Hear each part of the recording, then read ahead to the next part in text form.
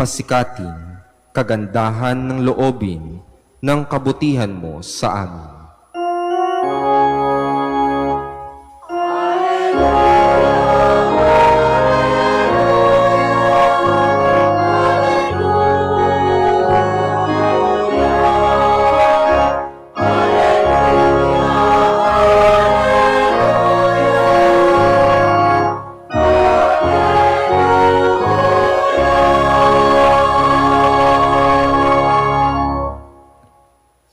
Sumainyo ang Panginoon. At sumaiyo rin. Ang mabuting balita ng Panginoon ayon kay San Lucas. Papuri sa iyo, Panginoon. Noong panahong iyon, sumama kay Jesus ang napakaraming tao. Humarap siya sa kanila at kanyang sinabi, "Hindi maaaring maging alagad ko ang sinumang umiibig sa kanyang ama at ina, asawa at mga anak, mga kapatid, at maging sa sarili niyang buhay nang higit sa akin. Ang sinumang hindi magpasa ng sariling krus at sumunod sa akin ay hindi maaaring maging alagad ko. Kung ang isa sa inyo'y nagbabalak magtayo ng tore, hindi ba uupo muna siya at tatayahin ang magugugol para malaman kung may sapat siyang salaping may pagtatapos niyon? Baka mailagay ang mga pundasyon, ngunit hindi naman maipatapos. Siya'y kukutyain ng lahat ng makakakita nito. Sasabihin nila, nagsimulang magtayo ang taong ito, pero hindi naipatapos. O sinong hari na makikipagdigma sa kapwa-hari ang hindi muna uupo at pag-aaralang mabuti kung ang 10,000 niyang kawal ay maisasagupa sa kalaban na may 20,000 tauhan? At kung hindi niya kaya, malayo pa ang kalaban, ay magsusugo na siya ng mga kinatawan upang makipagkasundo. Gayun din naman, hindi maaaring maging alagad ko ang sinuman kung hindi niya tatalikdan ang lahat sa kanyang buhay." Ang mabuting balita ng Panginoon. Pinupuri ka namin, Panginoong Hesukristo. Isang magandang umaga po sa inyong lahat. Tayo po ay nasa ika-23 linggo sa karaniwang panahon. Noong nakalipas na linggo, tinuruan tayo ni Kristo sa atin pong dapat na ikinikilos, lalong-lalo na yung kahalagahan na tayo po ay matutong magpakumbaba. Yung kwento na kung saan ay lahat naguunahan sa mga piling upuan, kung kaya sinabi niya na ang nagpapakataas ay ibababa at ang nagpapakababa ay itataas. Sabihin niyo nga muna sa katabi ninyo, huwag kang masyadong mayabang. Hinay-hinay lang ha. Masakit pag bumagsak eh. Yung kung anong taas ng tayog na gusto nating marating, masakit kung tayo po ay masyadong magmamalaki at magyayabang sa iba. Ngayon naman, sa atin pong narinig na ebanghelyo, sabi po dito, maraming tao ang sumama kay Jesus. O bakit sumasama kay Jesus? Dahil ba mapagpagaling sa Jesus? Dahil ba magaling sa Jesus? Dahil ba sikat si Jesus kaya gusto nilang sumama kay Jesus? Ang pagsama kay Jesus ay nangangahulugan din ng pagpasok natin sa isang relasyon. Sabihin niyo nga po, relasyon. So nakikipag-ugnayan, nakikipag-relasyon. So hindi lang tayo po pwedeng maiwan sa paramihan ng followers, Hindi tayo pwedeng maiwan lang sa yung quantity na tinatawag, kundi ang gustong makita sa atin ay yung quality. Hindi lang basta quantity, kundi quality ng pagsunod kay Jesus. O kaya mo bang sumunod kay Jesus? Kaya mo bang panindigan ito? Sa Aklat ng Karunungan, sa unang pagbasa, pinaalala sa atin, sino bang makakatarok, makakaunawa ng iniisip ng Diyos? Kundi yun lang din namang mga taong kanyang pinagkakalooban ng karunungan. Sa ikalawang pagbasa sa sulat kay Filemon, ni San Pablo, kanyang ipinapakiusap na yung relasyon nitong ni Onesimo na dating alipin, pinapakiusap niya na gawin na siyang o ituring na rin siyang isang kaibigan. So, paano ba? Papayag na lang ba?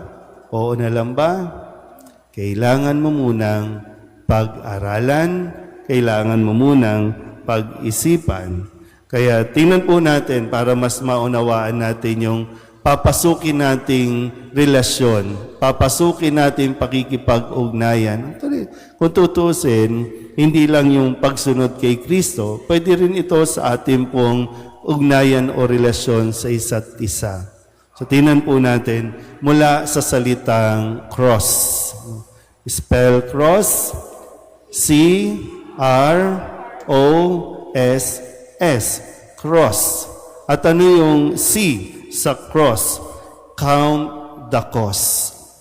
Sabi po dito, binigay sa Ebanghelyo, uupo muna siya, tatansyahin niya kung magkano ang maigugugol kung magpapatayo siya. So, di ba? Isipin mo, kasi ngayon ang problema natin sa mga gustong pumasok sa relationship, yung status goal nila, no? Talagang merong ganun. Status goal this year. Bago mag-December, dapat may jowa ako. At napakadali sa panahon natin ngayon, pwede nilang sabihin na napaka-old-fashioned naman nila, Father. Pero yun yung effective kasi na pag-aaralan mo muna ng mabuti, upuan mo muna ng mabuti. Sa generation kasi ngayon, di ba, no? Ilalike mo lang ang picture, kayo na.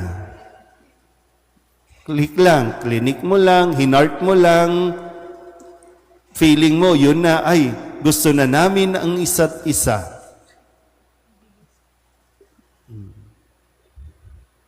Pero di ba, effective pa rin talaga yung, kaya nga ang sabi, no, sa relasyon, hindi pwedeng yung ano lang, yung tibok lang ng puso, yung kinutuban ka lang, okay na, hindi.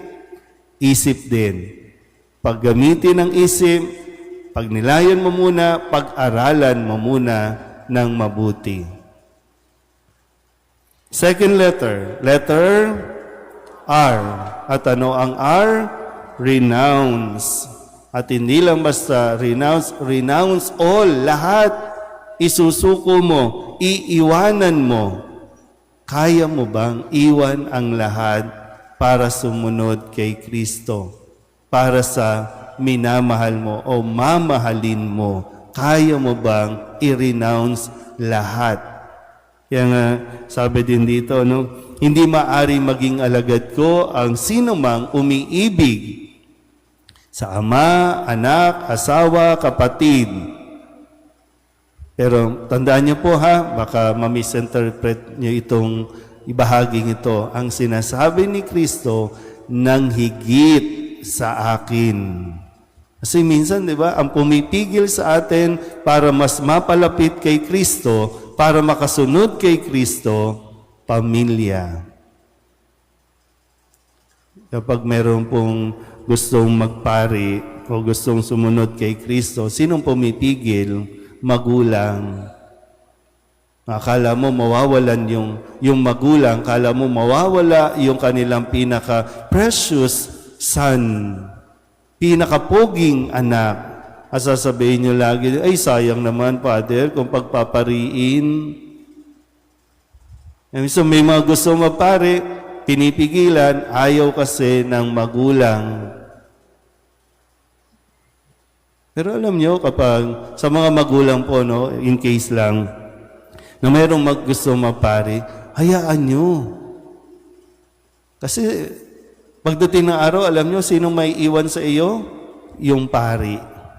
Kasi yung iba nyong anak, magkakaroon niya ng kanya-kanyang sariling pamilya, maiwan ka. Yung kinakatakot mo na mawawala sila, yan ang maiiwan sa iyo.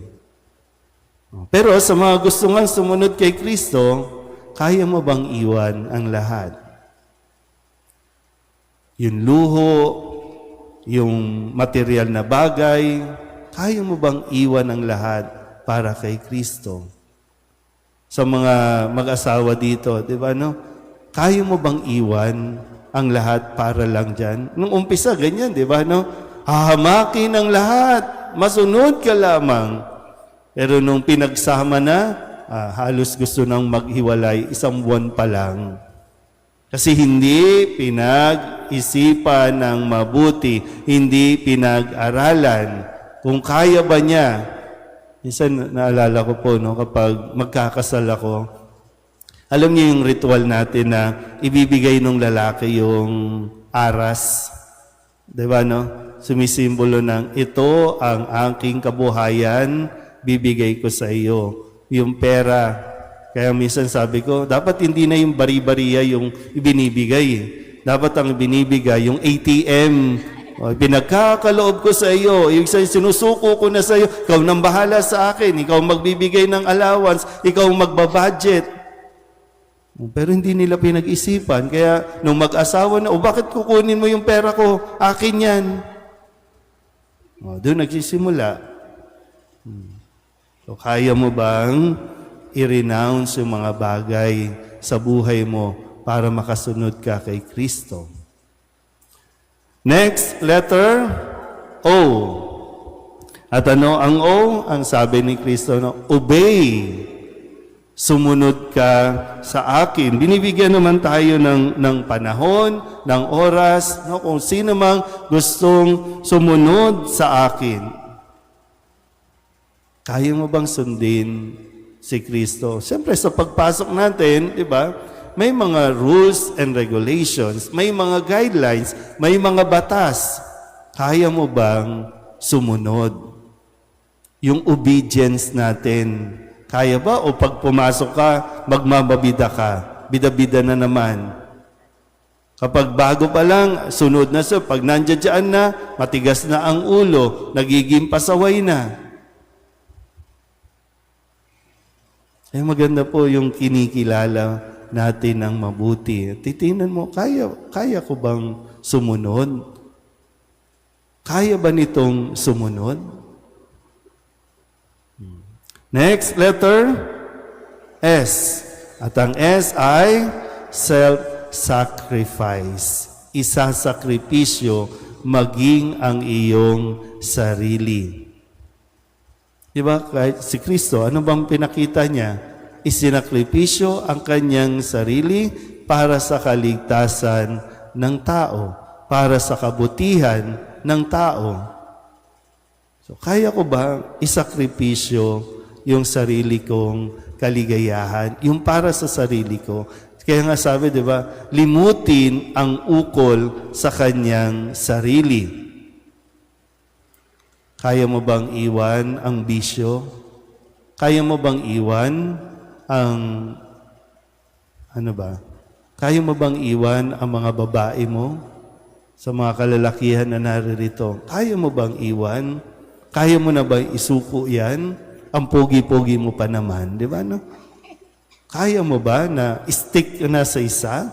Sa kanya na lang? Kaya mo ba? Next letter. Letter S. Stay committed. Kaya nga, di ba, no? Hindi maaari maging alagad ko ang sino man, no, na hindi susunod sa akin. So kaya mo bang simulan at tapusin ang iyong papasukin? Stay. Kaya ngayon alam nyo, sa isa sa kailangan natin makita, bago ka umuo, bago ka magpakasal, ito bang taong ito may kapasidad manatili? O baka isang buwan lang, isang taon lang, tapos na? Kaya ba na manatili? So pagiging Katoliko natin, yung pagiging Kristiyano natin, hindi ito pwedeng puro umpisa lang. Kaya kung maalala nyo, nang bindisyonan tayo o binyagan tayo, hindi pa tayo aware noon. Pero sa mga sumunod na mga sakramento na ibinibigay sa atin, may isip na tayo. Magdesisyon ka, mananatili ka ba dito o lilipat ka sa iba? Kung lilipat ka sa iba, kaya mo bang panindigan yan? Hindi yung palipat-lipat ka. Pag ayaw mo ng ganitong guidelines o rules, lipat ka sa iba. Pag ayaw mo na, lipat ka na naman. So habang buhay, kung magdidesisyon kang sumunod kay Kristo, habang buhay na ito. Dapat. Kaya nawa, no? Hindi tayo pinipilit ni Kristo, hindi niya tayo pupwersahin, binibigyan niya tayo ng kalayaan kung gusto nating sumunod kay Kristo, yakapin natin ang krus na ibinibigay sa atin. Amen?